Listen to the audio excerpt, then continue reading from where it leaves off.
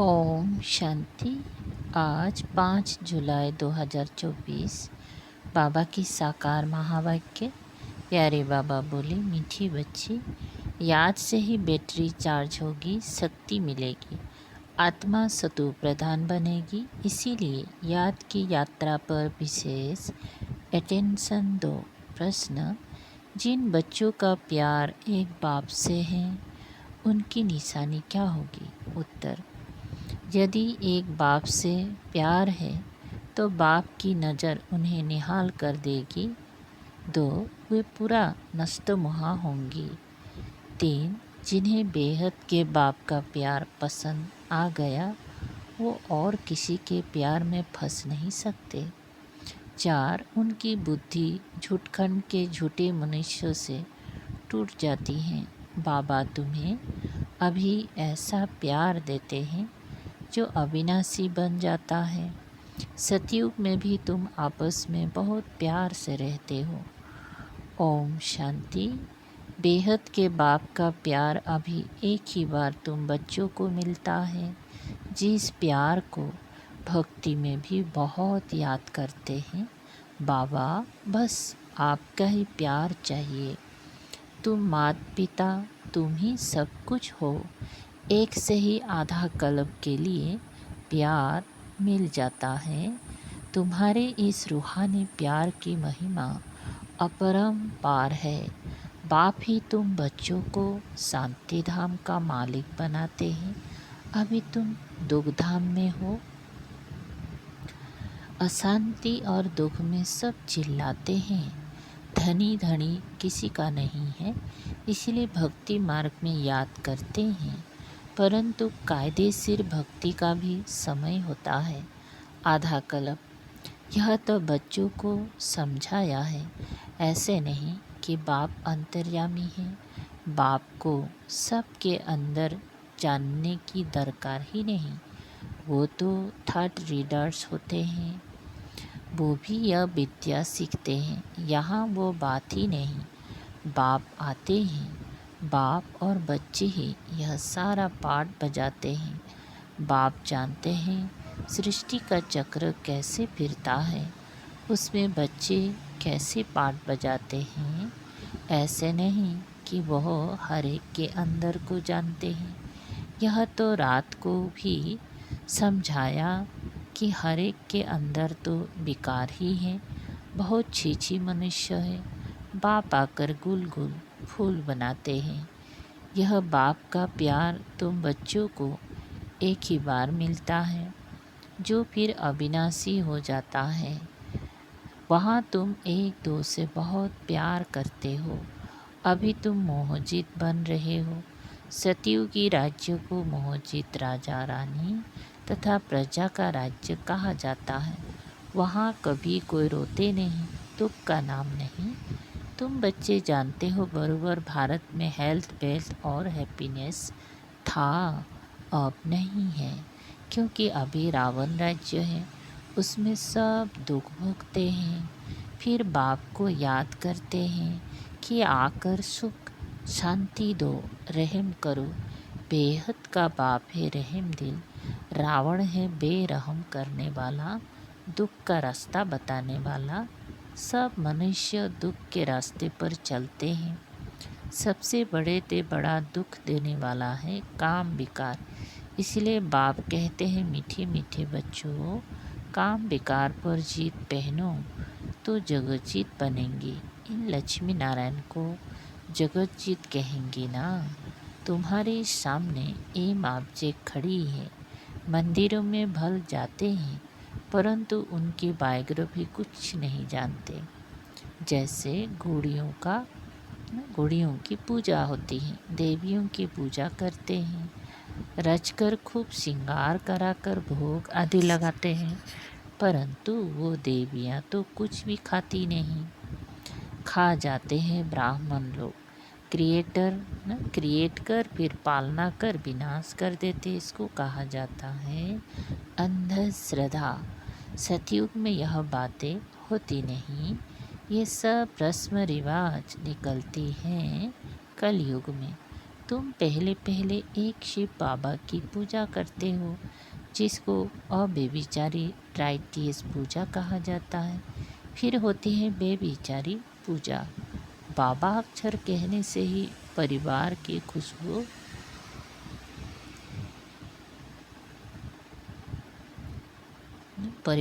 खुशबू आती है। तुम भी कहते हो ना, तुम माता पिता, तुम्हारे इस ज्ञान देने की कृपा से हमको सुख घनेरे मिलते हैं। बुद्धि में याद है कि हम पहले पहले मूल वतन में थे, वहाँ से यहाँ आते हैं, शरीर लेकर पाठ बजाते हैं। पहले पहले हम देवी चोला लेते हैं, अर्थात देवता कहलाते हैं। फिर क्षत्रिय वैश्य शूद्र वर्ण में आते, भिन्न भिन्न पाठ बजाते हैं। ये बातें तुम पहले नहीं जानते थे। अब बाबा ने आकर आदि मध्य अंत का नॉलेज तुम बच्चों को दिया है। अपनी भी नॉलेज दी है कि मैं इस तन में प्रवेश करता हूँ। यह अपनी 84 जन्मों को नहीं जानते थे, तुम भी नहीं जानते थे। श्याम सुंदर का राज तो समझाया है। यह श्री कृष्ण है, नई दुनिया का पहला प्रिंस, और राधे सेकेंड नंबर में। थोड़े बरस का फर्क पड़ता है। सृष्टि के आदि में इनको पहले नंबर में कहा जाता है। इसीलिए ही श्री कृष्ण को सब प्यार करते हैं। इनको ही श्याम और सुंदर कहा जाता है। स्वर्ग में तो सब सुंदर ही थे। अभी स्वर्ग कहाँ है?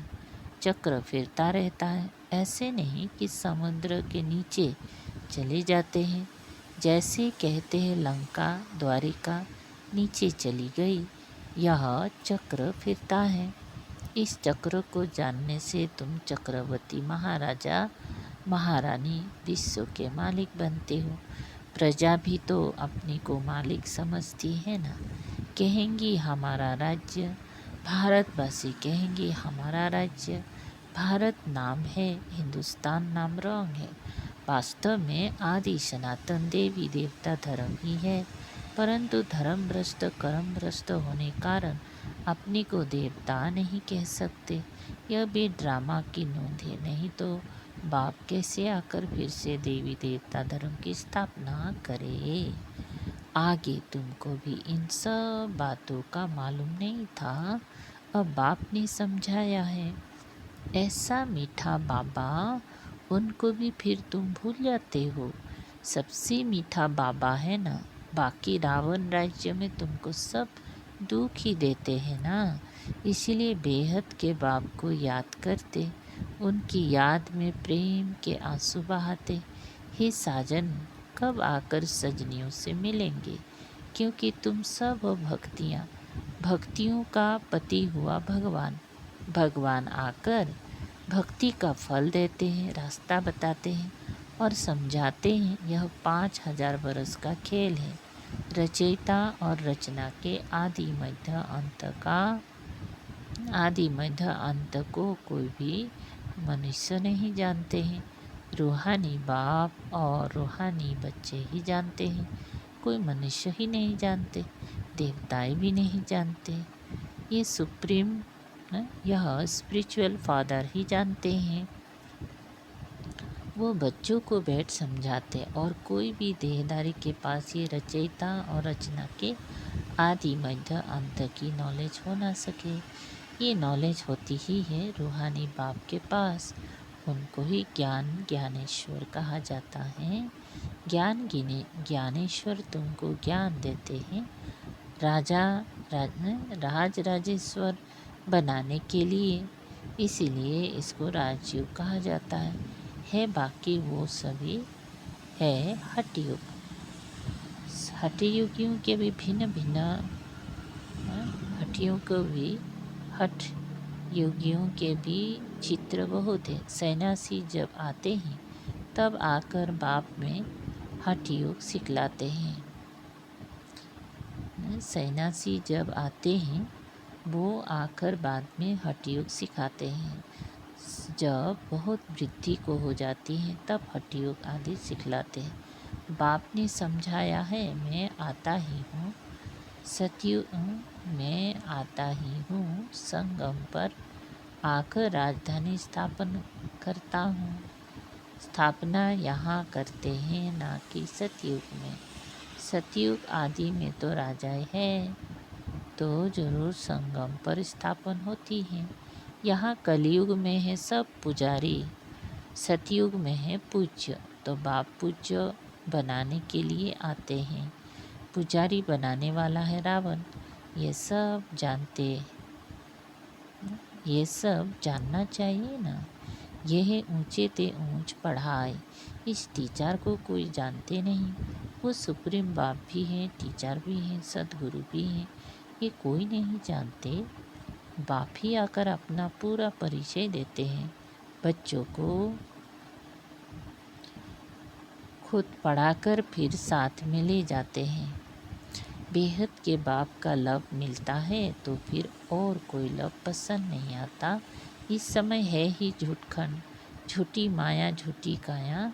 भारत अब झूठखंड है, फिर सतयुग में होगा सहज खंड। भारत कभी विनाश को नहीं पाता है। यह है सबसे बड़े ते बड़ा तीर्थ, जहाँ बेहद का बाप बच्चों को बैठ सृष्टि के आदि मध्य अंत का राज समझाते हैं और सर्वों की सद्गति करते हैं। ये बहुत बड़ा तीर्थ है। भारत की महिमा अपरंपार है, परंतु ये भी तुम समझ सकते हो। भारत है वंडर ऑफ वर्ल्ड, वो है माया के 7 वंडर्स। ईश्वर का वंडर एक ही है, बाप एक, उनका वंडरफुल स्वर्ग भी एक है। उनको ही हेवन पैराडाइज कहते हैं। सच्चा नाम एक ही है, स्वर्ग ये है नरक। ऑलराउंड चक्र तुम ब्राह्मण ही लगाते हो। हम सो ब्राह्मण सो देवता पढ़ती, हम सो ब्राह्मण सो देवता। चढ़ती कला उतरती कला, चढ़ती कला तेरे भाने सर्व का भला। सेना से ही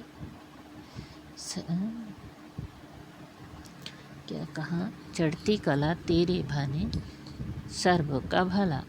भारतवासी ही चाहते हैं कि विश्व में शांति भी हो, सुख भी हो। स्वर्ग में तो है ही सुख, दुख का नाम नहीं। उनको कहा जाता है ईश्वरीय राज्य। सतयुग में सूर्यवंशी, फिर सेकेंड ग्रेड में है चंद्रवंशी। तुम हो आस्तिक, वो है नास्तिक। तुम धनी के बन बाप से वर्षा लेने का पुरुषार्थ करते हो। तुम्हारी माया के साथ गुप्त लड़ाई चलती है। बाप आते ही रात्रि को, शिवरात्रि है ना, परंतु शिव की रात्रि का भी अर्थ नहीं समझते हैं। ब्रह्मा विष्णु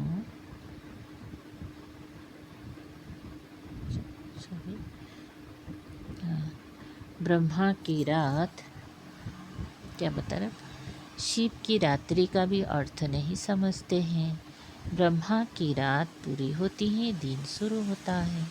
वो कहते हैं श्री कृष्ण भगवान वाज, ये तो है शिव भगवान वाज। अब राइट कौन है? श्री कृष्ण तो पूरे 84 जन्म लेते हैं। बाप कहते हैं मैं आता हूँ साधारण बूढ़े तन में। यह भी अपनी जन्म को नहीं जानते हैं। बहुत जन्म के अंत में जब पतित बन जाते हैं तो पतित सृष्टि पतित राज्य में आता हूँ। पतित दुनिया में अनेक राज्य, भाग्य दुनिया में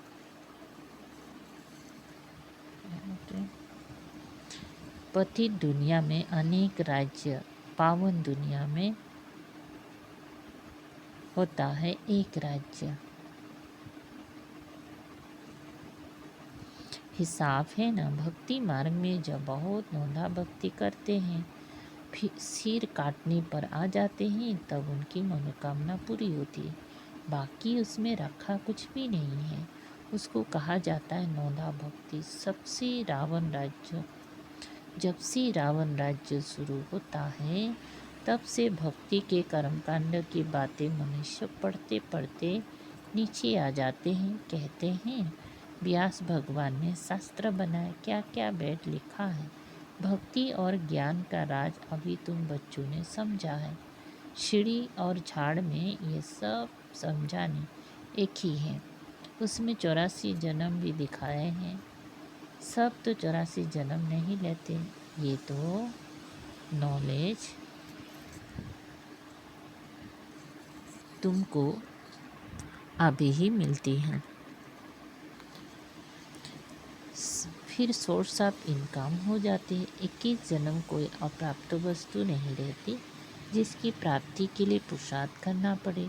उसको कहा जाता है बाप का एक ही स्वर्ग है, वंडर ऑफ द वर्ल्ड। नाम ही है पैराडाइज। उनका बाप मालिक बनाते हैं। वो तो सिर्फ वंडर्स दिखाते हैं, परंतु तुमको तो बाप उसका मालिक बनाते हैं। इसलिए बाप कहते हैं निरंतर मुझे याद करो। सिमर सिमर सुख पाओ, कलह कैलस मीटे सब तन के।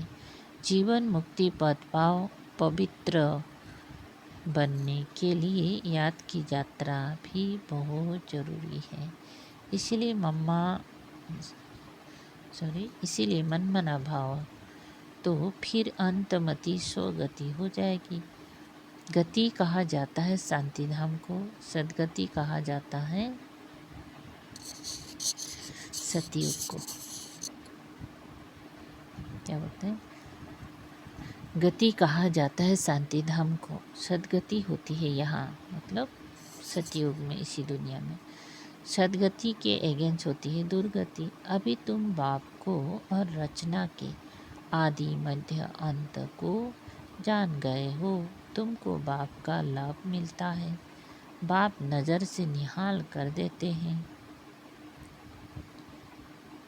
सम्मुख आकर ही नॉलेज सुनाएंगे ना, इसमें प्रेरणा की तो कोई बात नहीं। बाप डायरेक्शन देते हैं। ऐसे याद करने से शक्ति मिलेगी जैसे बैटरी चार्ज होती है। यह मोटर है, उसकी बैटरी डल हो गई है। अब सर्वशक्तिवान बाप के साथ बुद्धि का योग लगाओ। मैं फिर तमो प्रधान से तमो प्रधान से सतो प्रधान बन जाएंगे। बैटरी चार्ज हो जाएगी। बाप ही आकर सबकी बैटरी चार्ज करते हैं। सर्वशक्तिवान बाप ही हैं। यह मीठी मीठी बातें बाप ही बैठ समझाते हैं। वे तो भक्ति के शास्त्र तो जन्म जन्मांतर चलते।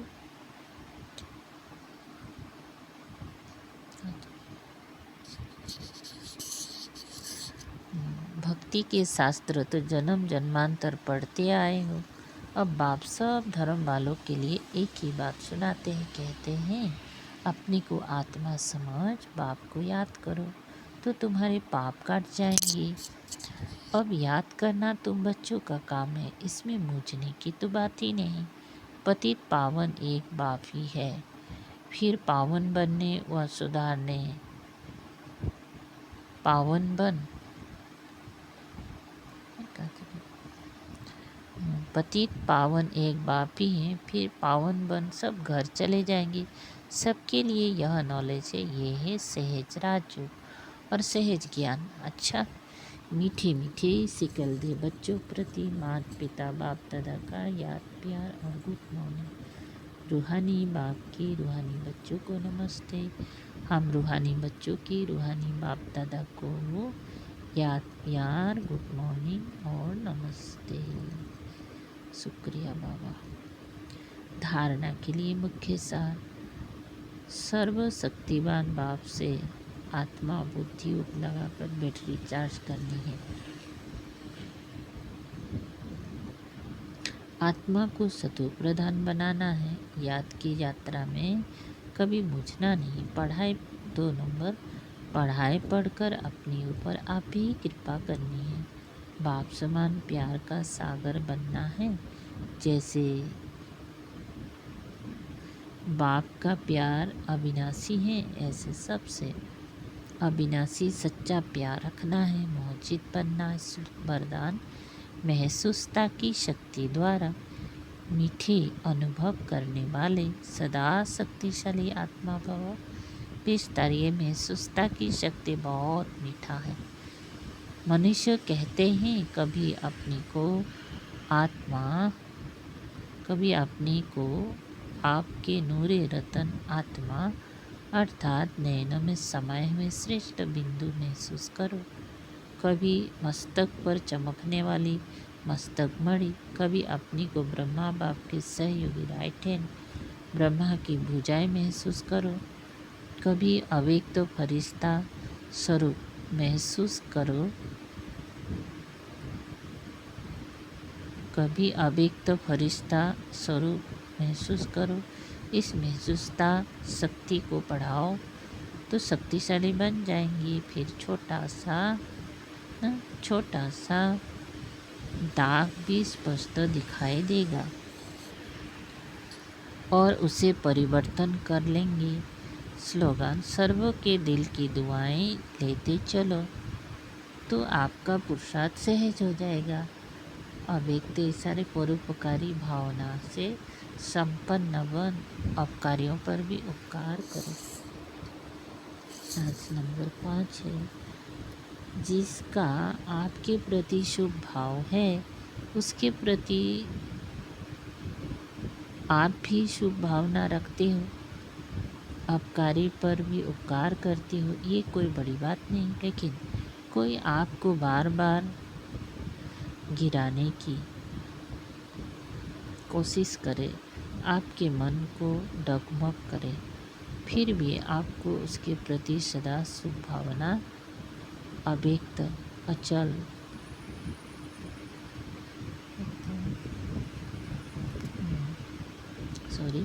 फिर भी आपको उसके प्रति सदा शुभ चिंतक का अटल भाव हो। बात के कारण भाव ना बदले। कोई उपकार करे, आप उस पर उस उपकार को उपकार में परिवर्तित कर दो, तब कहेंगे कमाल। अच्छा, ओम शांति।